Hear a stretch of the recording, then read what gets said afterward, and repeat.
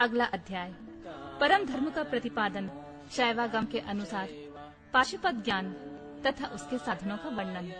ऋषियों ने पूछा, वायुदेव, वह कौन सा श्रेष्ठ अनुष्ठान है जो मोक्ष स्वरूप ज्ञान को अपरोक्ष कर देता है? उसको और उसके साधनों को आज आप हमें बताने की कृपा करें।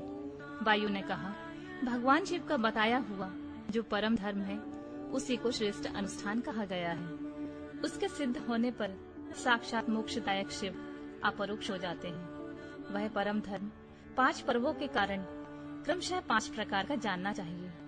उन पर्वों के नाम हैं क्रिया, तप, जप, ध्यान और ज्ञान। ये उत्तरोत्तर श्रेष्ठ हैं। उन उत्कृष्ट साधनों से सिद्ध हुआ धर्म परम धर्म माना गया है। जहाँ परोक्ष ज्ञान भी अपरोक्ष ज्ञान होकर मोक्षदायक होता है। वैदिक धर्म में 2 प्रकार के बताए गए हैं, परम और अपरम। धर्म शब्द से प्रतिपाद्य अर्थ में हमारे लिए श्रुति ही प्रमाण है। योग पर्यंत जो परम धर्म है वह श्रुतियों के शिरोभूत उपनिषद में वर्णित है, और जो अपरम धर्म है वह उसकी अपेक्षा नीचे श्रुतियों के मुख भाग से अर्थात संहिता मंत्रों द्वारा प्रतिपादित हुआ है।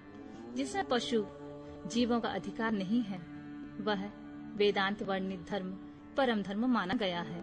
उससे भिन्न जो यज्ञ यज्ञादि हैं, उनमें सबका अधिकार होने से वह साधारण या अपरम धर्म कहलाता है। जो अपरम धर्म है वही परम धर्म का साधन है। धर्मशास्त्र आदि के द्वारा उसका सम्यक रूप से विस्तार पूर्वक सांगोपांग निरूपण हुआ है। भगवान शिव के द्वारा प्रतिपादित जो परम धर्म है उसी का नाम श्रेष्ठ अनुष्ठान है।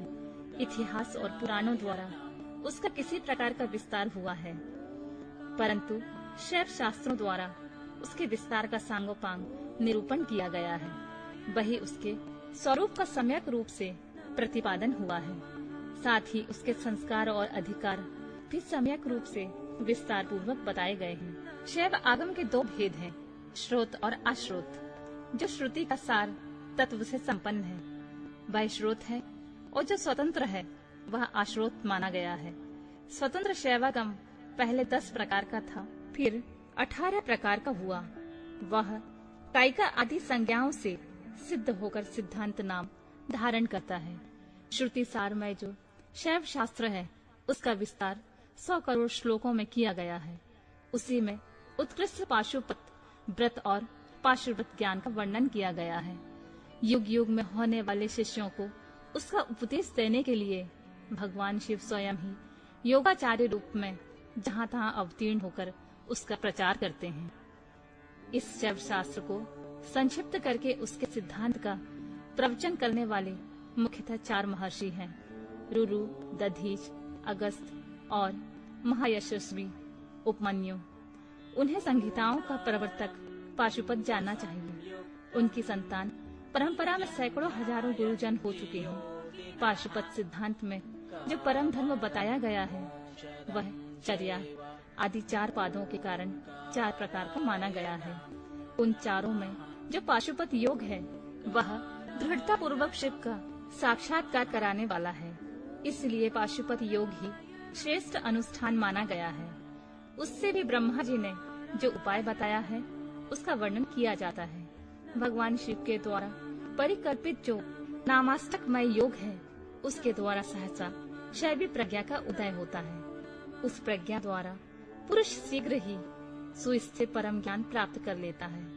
जिसके हृदय में वह ज्ञान प्रतिष्ठित हो जाता है उसके ऊपर भगवान शिव प्रसन्न होते हैं। उनके कृपा प्रसाद से वह परम योग सिद्ध होता है।